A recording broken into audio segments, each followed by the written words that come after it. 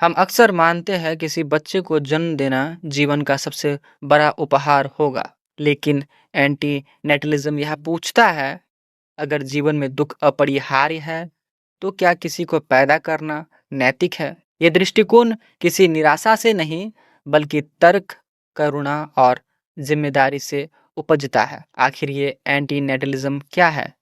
Anti नेटलिज्म एक दार्शनिक दृष्टिकोण है जो कहता है मनुष्य को प्रजनन नहीं करना चाहिए क्योंकि जीवन में दुख, पीड़ा और मृत्यु अनिवार्य है और किसी को इस अनिवार्य पीड़ा में धकेलना अनैतिक है। दक्षिण अफ्रीका में जन्मे दार्शनिक डेविड बेनटर ने इस विचार को अपनी किताब better never have to been में विस्तार दिया।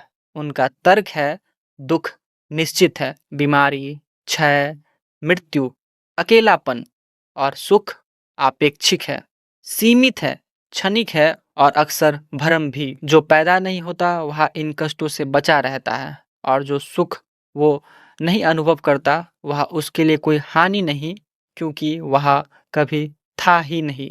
और ये रहा नैतिकता का उल्टा व्याकरण। हम सोचते हैं बच्चा होगा, जिएगा, प्रेम करेगा और बढ़ेगा, लेकिन एंटी नेटलिस्ट कहता है तुम यह तय नहीं कर सकते कि कोई चाहेगा जीना, क्योंकि तुमने उनसे पूछा ही नहीं। जन्म देना बिना अनुमति लिए किसी को मृत्यु की ओर भेजना है, क्या ये सिर्फ निराशावाद है?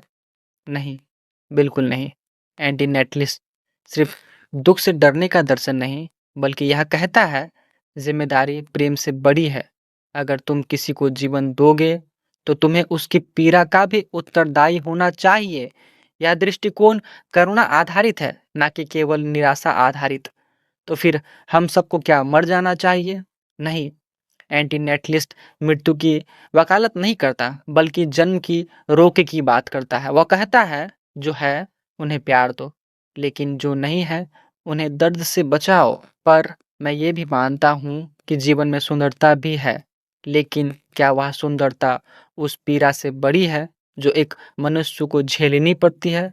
एंटी नेटलिस्ट यह नहीं कहता कि हर जीवन दुख है, वो कहता है कि दुख अपरिहार्य है। हम एक ऐसी दुनिया में जीते हैं जहां संसाधन तो सीमित है, जलवायु संकट सामने है, मानसिक स्वास्थ्य का बोझ बढ़ रहा है। इसमें एंटी नेटलिस्ट सिर्फ एक दार्शनिक विचार नहीं, बल्कि एक व्यवहारिक चेतावनी भी बन सकता है। संख्या से ज्यादा जरूरी है संवेदना। हर जीवन नहीं, हर अच्छा जीवन जरूरी है।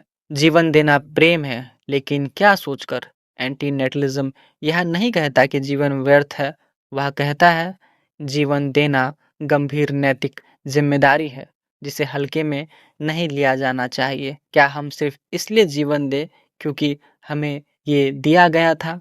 शायद अगली बार जब हम कहे बच्चा होना जीवन का चमत्कार है, तो उसके साथ सोचे क्या वह चमत्कार उस आत्मा के लिए भी होगा या सिर्फ हमारे लिए? जीवन देना ईश्वर जैसा कार्य है, पर शायद ईश्वर होने से पहले हमें थोड़ा मानव हो लेना चाहिए।